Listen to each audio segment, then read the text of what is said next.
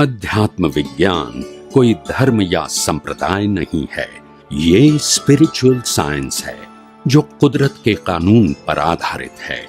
ये विज्ञान पूरे ब्रह्मांड के सभी रहस्यों को उजागर करता है और जीवन के सभी पहलुओं को समझने के लिए एक नई दृष्टि देता है। इसी को आर्ट ऑफ विजन कहते हैं, दुनिया को देखने की एक नई दृष्टि, जो अध्यात्म विज्ञानी परम पूज्य स्वामी श्री कमलेशानंद जी के निर्देशन में सनातन सत्य का अनुसंधान कर हमारे जीवन को प्रकाशित करे। जय सच्चिदानंद। આપણે બધા એકબીજાના હિસાબ પૂરા કરવા ભેગા થયા છે। તેના માટે ભેગા થયા છે માટે હિસાબ પૂરા કરતી વખતે ખાસ ધ્યાન રાખવાનું, એકબીજાના આધારિત થવાનું નથી ને એકબીજાના વિરોધી થવાનું નથી। બંને સ્વતંત્ર છે। કેવા છે? સ્વતંત્ર છે।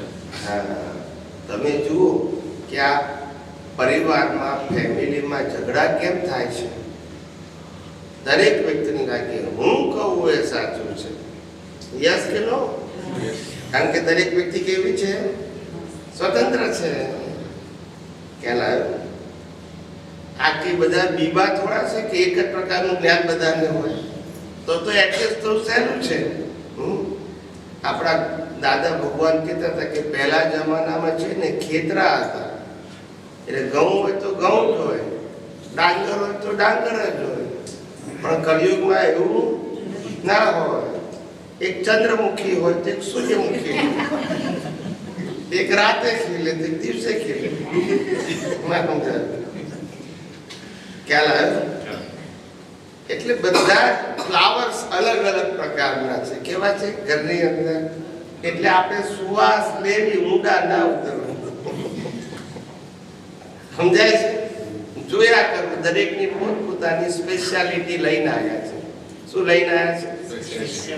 તે જોયા કરવું, ઊંડા ના ઉતરવું। ખ્યાલ આવ્યો? હું ચંદ્રમુખી હોઉં તો કે સૂર્યમુખી બપોરે કેમ ઊંઘે છે? ભાઈ એનો સ્વભાવ છે, આપણે આપણો સ્વભાવ। ખ્યાલ આવ્યો? ત્યાં બધું જોયા કરવું। હું આ વિદેશોમાં જઉં ને તો ફ્લાવર્સ એટલા સરસ દેખાય, કલર પણ સરસ હોય, પણ સુગંધી ના હોય। અને આપણા નાના ફ્લાવર હોય તો એ સુગંધી હોય। તે એટલે નક્કી કર્યું કે હિન્દુસ્તાનમાં અહીંયા આગળ ક્વોલિટી છે। શું છે? અને ત્યાં આગળ શો ઓફ છે। શું છે? હા, ખ્યાલ આવ્યો? અહીંયા આગળ બધા પાસે કલ્ચર છે। શું છે? સંસ્કૃતિ, કલ્ચર, એથિક, પ્રિન્સિપલ, કેરેક્ટર। અહીંયા બધા પાસે કેરેક્ટર છે, ત્યાં કેરેક્ટર નથી। સમજાય છે? દરેકની પોતપોતાની વિશેષતા સમજાય? આ બધું સમજવું પડે। એટલે કશું કોઈને સાચું ખોટું ના કહેવું, પણ મોહમાં આવવા જેવું નથી। समझाए? बोलो। स्वामी जी, जय सच्चिदानंद। जय सच्चिदानंद। अच्छा, अभी जैसे बोला आपने अजपा जाप करके, तो ये अजपा जाप ऐसे करते करते फिर एक स्टेज ऐसा आता है जैसे लगता है कि मैकेनिकली हो रहा है, तो ये कैसे पता चले कि मैकेनिकली हो रहा है? कोई बात नहीं, मैकेनिकल होता है तो होने दो, फिर जागृति आएगी, फिर मैकेनिकल हो, फिर जागृति आएगी। ऐसा करते करते जागृति होती जाएगी। मैकेनिकल भी होगा, मैं मानता हूँ। क्योंकि बहुत जल्दी ऐसे कोई टूल मिल गया उसको कि भाई हाँ मैं शुद्धात्मा हूँ, मैं शुद्धात्मा, ऐसा ये कैसे पता चले कि मैकेनिकल?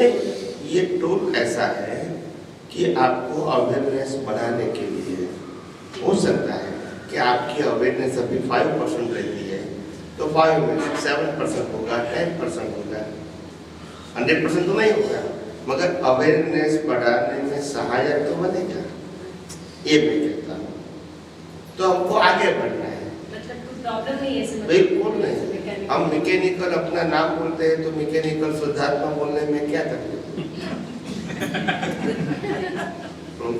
सही बात। आप सुन रहे हैं? मैकेनिकली बोलते हैं, मैं चंदूलाल हूँ, बोला कहता चंदूलाल नाम कहाँ से आया? क्योंकि पिताजी ने दिया, माता जी ने दिया, तो तुम तो लेकर नहीं आए तो भी मान लिया। ऐसा है तो शुद्धात्मा तो है, मानने का नहीं है, मगर अनुभव जरूर करने का है। जागृति से बोला हुआ वो ज्यादा इफेक्टिव है। ऑफ कोर्स जागृति से बोले वो तो अच्छा ही है, मगर अब बिना जागृति बोले तो नुकसान तो है ही नहीं, क्योंकि शुद्धात्मा तो हो ही, भले जागृति नहीं। समझ में आया? तो इसीलिए फायदा भले नहीं है तो नुकसान भी तो नहीं है। शुद्धात्मा कोई, मैं शुद्धात्मा हूँ तभी तो बोलते हैं ना, तो कोई बात नहीं। देखो जागृति के साथ खाना खाते हैं और बिना जागृति के साथ खाना खाएंगे, पेट तो पाचन का काम करेगा ही, उनको जागृति की जरूरत नहीं है। तुम जो भी डालोगे वो पाचन कर देगा। और इसीलिए भले ही कभी कभी मैकेनिकल, हाँ जितना भी जागृति से होता है अच्छी बात है, उसमें कोई दो राय नहीं है, और जागृति रहनी चाहिए वो भी एक अच्छी बात है, मगर नहीं रहती है तो नेगेटिव सोचने की जरूरत नहीं है। आध्यात्म विज्ञान में यही तो प्लस पॉइंट है, कोई भी लेवल पे पुरुषार्थ में नेगेटिव सोचने की जरूरत नहीं है। अगर पूरे दिन में एक भी बार में शुद्धात्मा हूँ ऐसा याद नहीं आया, कोई बात नहीं, फिर कल से सुनो, टेंशन नहीं लेने का। क्या बताया? Don't think about the past, live in a present. वर्तमान में रहो, जो समय बीत गया उसके लिए ज्यादा सोचने की जरूरत नहीं है। कुदरत भी भूल गई है उस समय के लिए, और इसीलिए उसमें ज्यादा डीप में जाने की जरूरत नहीं है, फिर कंफ्यूजन खड़ा हो जाएगा। यस 10 वागे 10 वागे કોઈને છે પ્રશ્ન? બીજા કોઈને પ્રશ્ન હોય? હા માઈક આપજો. કોઈને ઇમરજન્સી હોય ને જવું તો પ્લીઝ જજો. અહીંયા આગળ એવું કંઈ નથી કે ના જ જવાની. જેને જેને જેવા સંજોગ હોય, કોઈને ઇમરજન્સી હોય, દૂર જવાનું તો પ્લીઝ જઈ શકો. નો રિસ્ટ્રિક્શન. ઓકે, એમાં સંકોચ અને શરમ રાખવાનું. Yes please. સ્વામી જય શ્રી કૃષ્ણ. જય શ્રી. હવે સાહેબ મારો પ્રશ્ન તો પેલો મનનો જ હતો કે મેં કાલથી વિચાર કર્યો ને હું આ પ્રશ્ન 2 લખીને લાવ્યો. હવે તમે એક જ મિનિટમાં મૌનનો મારો પ્રશ્નનો છેદ ઉડાડી દીધો કે પ્રતિષ્ઠિત આત્મા તો મૌન જ છે ઓલરેડી, એને તો કંઈ કરવાનું રહેતું જ નથી, ઓલરેડી જ્ઞાતા છે જ. પણ મને એ નથી સમજાતું કે હું આખો દિવસ મેં આના પર વિચાર કર્યો કે સ્વામીજીને પૂછીશ આ બાબતે મને શું જવાબ છે. તમે એક જ મિનિટમાં એનો પ્રશ્નનો છેદ ઉડાડી દો કે પ્રતિષ્ઠિત આત્માએ જો કંઈક કરવું હોય તો એને પ્રકૃતિનું અવલંબન લેવું પડે. તો આ તમારી હાજરીનો પ્રતાપ છે કે પછી મારે શું સમજવું? મને આ ક્લિક કેમ નહીં થયું? જ્ઞાન તો છે જ ઓલરેડી મારી પાસે. આ તો તમારો ગઈકાલનો પ્રશ્ન હતો. કેટલાક 100 અવતારના પ્રશ્નો જવાબ મળી ગયા. 100 અવતારથી પૂછાયેલા છે એનો જવાબ મળે છે. તમારો તો આગલે દિવસનો હતો. ખ્યાલ? અમારા તો ઘણા બધા સાયન્ટિસ્ટો એવા છે કે અઠવાડિયે ભેગા થઈ અમે ઝૂમ ઉપર, તે પછી ગયા અવતારે છેલ્લે રવિવારે સત્સંગ પતી ગયો હોય પછી જે મનમાં ઊભો થયો હોય પ્રશ્ન, એ કેટલા બધા લોકો સાથે ડિસ્કશન કર્યું હોય, બરાબર છે. અને પછી બીજો રવિવારે, શનિવાર કે રવિવાર આવે ત્યારે એમ લાગે કે હવે એનો ઉકેલ આવતો નથી. આટલી બધી ચર્ચા કર્યા પછી, મંથન કર્યા પછી આપણે સ્વામીજીને પૂછી જોઈએ. તો પછી મને પૂછે તો હું તો એક વાક્યનો જવાબ આપું છું કે જે સ્વામીજી હા અમે આટલી બધી મથામણ કરી તોય જવાબ ના મળ્યો, અને તમે જવાબ ક્યાંથી આપ્યો? ત્યારે મેં એ તો તમને ખબર પડી ગયો ને કે દર્શન કોને કહેવાય અને નોલેજ કોને કહેવાય. Knowledge is always limited without experience, and vision is with experience, અને 24 અવર્સ હોય એને યાદ કરવાનું. It's there. હું આજે બીજો દિવસ થયો ને, આ 2 દિવસથી સત્સંગ કરીએ છીએ, તમે બધા પ્રશ્ન પૂછો છો, મારા મોઢા ઉપર બોજો લાગે છે? લાગે છે બોજો? તો હોય જ નહીં ને. અમે તો બીજા બધાના બોજા ઉતારવા આવ્યા છે. એટલે અમારી બધી પરિસ્થિતિ સહજ હોય. કેવી હોય? વિશેષતા વાળી ના હોય. લોકો એના વિશેષણ કરે પણ અમે સહજ હોઈએ. કેવા હોઈએ? વિશેષતા. પ્રકૃતિની વિશેષતા હોઈ શકે, સંજોગોની. અમારી વિશેષતા અમે જ્ઞાનમાં સહજ હોઈએ. અને બધાના પ્રશ્નો ગમે તે પૂછે, અમને કોઈ વાંધો ના આવે. ગમે તે પૂછે, ગમે ત્યારે પૂછે, ગમે તે પ્રકારના પૂછે, અમને વાંધો. ઘણા લોકો તો આપણે ત્યાં તો અહીંયા આગળ કોઈ સામાજિક પ્રશ્નો નથી પૂછતો. આપણા વિજ્ઞાન સામાજિક પ્રશ્નોને અસ્તિત્વ છે જ નહીં. વિજ્ઞાન જ એવું છે કે ઉડી જાય. પણ પહેલા, આજથી 15-20 વર્ષ પહેલા સત્સંગમાં લોકો સામાજિક પ્રશ્નો પૂછતા હતા. એ વખતે આધ્યાત્મ વિજ્ઞાનની નતો વાત કરતો, એ વખતે અક્રમ વિજ્ઞાનની વાત કરતો હતો. શું કરતો હતો? એટલે એમાં તો સામાજિક પ્રશ્નો હોય ને. પછી તે બધા પૂછે તે હું જવાબ આપતો હતો. તે હું જવાબ આપું તો એક ભાઈ પૂછે કે સ્વામીજી, તમે તો પરણેલા નથી, તો આ સામાજિક પ્રશ્નોના કેમ ના જવાબ આપો? ના, મેં કીધું આ અવતારમાં પરણેલો નથી, અનેક અવતાર તો પરણ્યા હોય છે. ના સમજે? અને આ બધાને જોતાય ખબર ના પડે કે કેવા ખીલેલા છે બધા. એવું માટે હું પણ વ્યવહારને એવું કહેતો હતો કે ભાઈ મારે તો 6 બહેનો છે. કેટલી? અડધો ડઝન. ને એનો ભાઈ એક જ છું. મારે ફાધર નથી, મધર નથી, ભાઈબા નથી, કાકા નથી, કોઈ નથી. એટલે હું એકલો જ જવાબદાર. ખ્યાલ આવ્યો? સમજાયું? નાની ઉંમરથી. પહેલા ફાધર મધર હતા, પણ ફાધરનો સ્વભાવ કરવો અને મધરની જવાબદારી ઘરની. એટલે નાની ઉંમરથી બધી બહેનો મોટી ને એ લોકોને પરણાયા. અને હું પરણેલો નહીં, પણ જવાબદારી મારી. સામાજિક પ્રશ્ન આવે, પ્રોબ્લેમ, તો મારે જ જવાનું થાય. ખ્યાલ આવ્યો? મારી સામે બધા મોટા હોય, એમના સાસુ હોય, સસરા હોય, બેન હોય, બનેવી હોય, બધા જ મોટા, દેરાણી જેઠાણી બધા જ મોટા. અને મને આ મહાભારતમાં મોકલ્યો ઘેરથી. જવું પડે, નાચવું પડે આપણે. જઈને બેસું પછી એ લોકો બધા કહાની કિસ્મત કે શરૂ કરે. સાંભળવું તો પડે ને. હવે આપણે સાંભળી લઈએ અને રિએક્શન ના આપીએ એટલે 50% તો પ્રશ્ન સોલ્વ થઈ જાય. ખ્યાલ આવી ગયો? અને 50% બેનને કહીએ કે તમે સમજો, ને પેલા લોકોને કહીએ તમે સમજો. હું મારી જાતને કહું કે મારે એમ કરતા નિકાલ કર્યો બધો કે હું લોકોને કહેતો હતો તમારે એક સાસુ, મારે 6 સાસુ. ખ્યાલ આવે? બધી બહેનોની સાસુ ફરિયાદ મને જ કરે, કારણ કે હું જ જાઉં તો મને જ કરે, કોને કરે? બીજું કોઈ જાય તો કરે. ખ્યાલ આવે? એટલે આવી પ્રેક્ટિસથી ટીપી લોકોએ ઘડી નાખ્યો બધા. સમજાય છે? એટલે આવું કોઈ પણ વ્યક્તિ માર ખાધા વગર પાકો ના થાય. આ રામકૃષ્ણ મહાવીરને પહેલા અવતારમાં બહુ માર ખાધો હતો સાહેબ. છેલ્લા અવતારમાં તો આપણે હિસ્ટોરિકલ ગ્રુપ છે, એ પહેલાં બહુ ખાધો હતો. માર ખાધા વગર કોઈ, આ માર ખાધા પછી સાર કાઢતા આવડે તો જ્ઞાની થાય. ખ્યાલ આવે? સમજાય છે?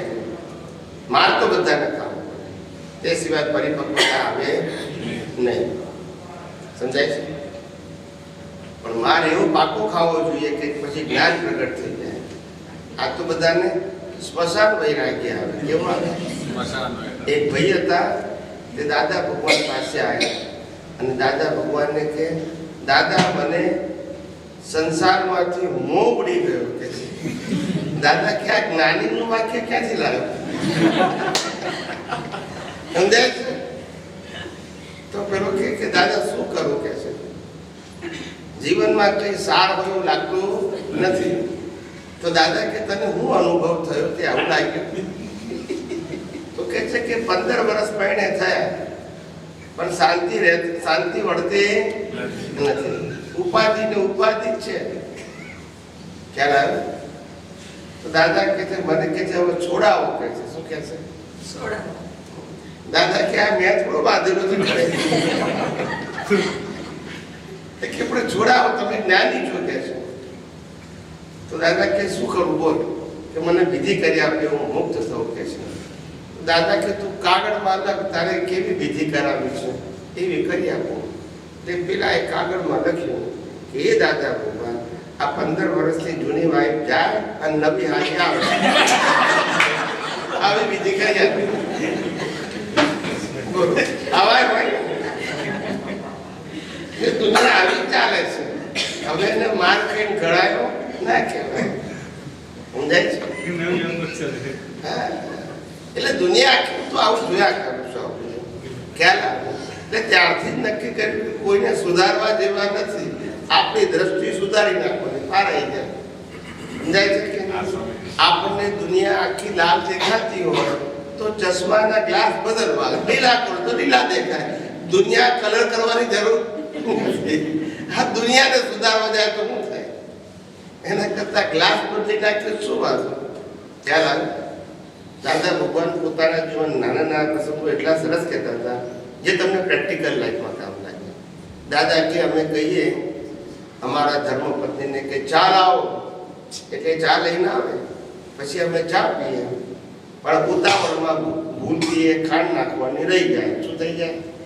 હવે અમે પીએ ત્યારે ચા તો ફીકી હોય, મોડી. સમજાય છે? તો પછી અમે અંદર ખાંડ નાખીએ, મીઠી છે મીઠી છે મીઠી કહીને પી જવાનું. ખ્યાલ આવે?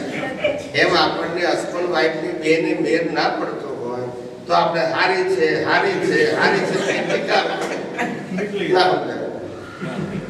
ખરાબ છે એના કરતા દુઃખી થવું, એના કરતા હારી છે સુખી થવાનું શું વાંધો? રહેવાનું તો એની એક છે ને. માટે ખરાબ કહીને જીવવું એના કરતા હારી કહીને જીવવાનું શું વાંધો? સમજાય છે?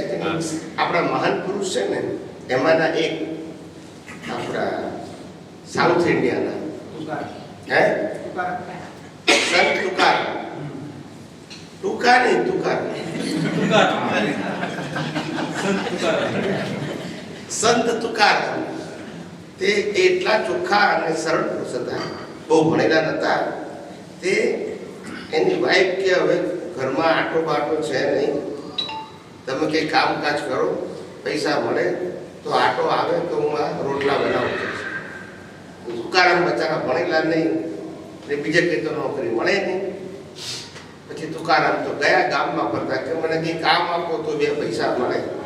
એટલે એક ખેડૂતને દયા આવી કે ભાઈ આ સીધો સાધો માણસ છે, લાવો એને કામ આપ્યું. તે તુકારામને કામ આપ્યું કે તમારે આ ગોપણ ચલાવવાની ખેતરમાં જઈને, એટલે પક્ષીઓ ઉડી જાય. શું થાય? ઉડી. ખ્યાલ આવે? એટલે આ ખાય નહીં, ખેતરની વસ્તુ બગાડે નહીં. તે બચારા ભગવાનની ભક્તિ કરતા કરતા ગીતો ગાતા ગાતા કરવા માંડે. પછી દિવસ પતી ગયો એટલે પછી એમને શેરડીનો સાઠો આપ્યો, કારણ કે એનું ખેતર હતું તે એ જ આપ્યું. ભારો, એટલે ભારો બાંધીને પછી તો ગયા. એ જ એની ઇન્કમ. બજારમાં જઈને વેચી આવે, પૈસા લઈને ઘેર જાય. પણ આ તો ફળદુખ ભંજન. કેવા? ફળદુખ ભંજન. એટલે રસ્તામાં નીકળતા હતા, જે ઓળખે ત્યાં નીકળ્યા એટલે કે આ તો તમે સાટો લાવ્યો છો, એક મને આપો તો એને આપતા જાય. તો વહેતા ગયા બધા ના તે શેરીમાં ગયા ત્યાં સુધી વહેતા ગયા. શેરીમાં ગયા ત્યારે 4-5 રહ્યા હતા. એમાંથી પેલા છોકરાઓએ માગ્યા, શેરીના છોકરાઓ. હવે એ તો આપણા પડોશી જ કહેવાય. છોકરાઓને આપે. છેલ્લે એક સાઠો રહ્યો. શું રહ્યો? એની વાઈફને આપ્યો કે લે આજની કમાણી આવી. તો પેલી વાઈફ તો ગુસ્સે થઈ ગઈ. વાઈફ ગુસ્સે થઈ ગઈ તો આમાં જોરથી માર્યો. તો એકના થઈ ગયા 2. એટલે પછી તુકારામ તો સીધા પાસ હતા. એ કે મારી પત્ની એટલી પવિત્ર છે મને ખબર હતી, એકલી ખાય. આ દ્રષ્ટિનો પ્રશ્ન છે. ના સમજાય? પરિસ્થિતિ એકની એટલે તમે કઈ રીતે મૂલવો છો એના ઉપર આધાર છે. પરિસ્થિતિ નહીં બદલાય, દ્રષ્ટિ જ બદલવી પડશે. That is the only solution. તમારે તમારી દ્રષ્ટિ બદલવી પડશે, દ્રશ્ય નહીં બદલાય. સમજાય છે? બીજો કોઈ રસ્તો નથી, આપણે દ્રષ્ટિ બદલવી પડશે. સમજાય છે? દ્રશ્ય નહીં બદલાય, અવસ્થા નહીં બદલાય, દ્રષ્ટિ બદલી શકશો. અને જેવી દ્રષ્ટિ એવી સૃષ્ટિ.